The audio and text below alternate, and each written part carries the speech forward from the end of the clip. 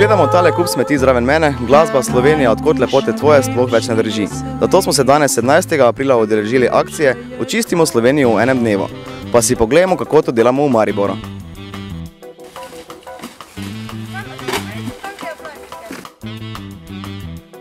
Torej, danes se nahajamo v gozdu zraven mariborskega azila. Zakaj so se tudi študenti odločili, da bi pomagali očistiti Slovenijo? Torej, študenti smo tudi del slovenske populacije, ki se na nek način zavedamo problematike samih črnih, bom rekel, odlagališč, zato smo se tudi odločili, da pomagamo pri tej akciji. Koliko študentov pa se je danes zbralo tukaj?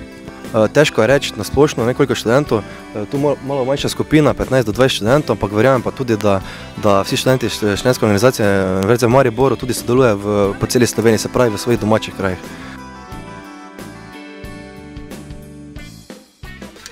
Si danes med smetmi našla kaj zanimivega? Enih par čevljev, en kavč velik, pa tale del avta, ko jih pobiramo. Še kar, ja. Ni pa nobenega trupla še bilo. Kaj si pa misliš o tem, ko vidiš, da je tukaj v gozdu tako onesnaženo? Malo je ogabno, da so ljudje tako nemarni. Slabo mi je, no. Ni mi všeč.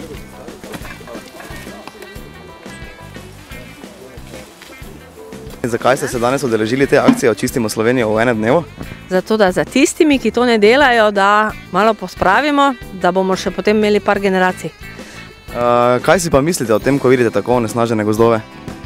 Mislim, skratka, ne morem verjeti, da lahko en človek odlaga take stvari v naravo, kar ne spada niti slučajno. Mislite, da je takšnih akcij premalo? Ja, vsako leto. Vsako leto bi nujno potrebne. Pa ste morda našli kaj zanimivega med odpadki, kaj tega, ko pa je res nično ne sodi v gozdove? Nismo tam pustili neko z oljem, to motorno olje, kar je še sploh nevarno. Tu vidim, da so oni mladina pa so pustili raj, ker so označili, pa pustili, niso se dotikali, ker nevarne snovi, pride ena posebej ekipa, pa bojo pobrali tiste zadevščine. Si danes med temi odpadki tukaj našel kaj zanimivega, mogoče še kaj uporabnega ali pač same odpadne stvari? Večinoma so bolj samo odpadne stvari, ni pa nič kaj takega, da bi lahko ponudil. Je pa mogoče kaj takšnega izstopalo? Baje so najdli en kavč, potem so sedeži avtomobilov. Marsikatera taka stvar, ko ne spada v gozd. Kaj si pa misliš o tem, ko tukaj vidiš tako onesnažen gozd? Ne moreš verjeti, da so ljudje tako neodgovorni, pa da na ta neurejeno odlagališče odlagajo take zadeve.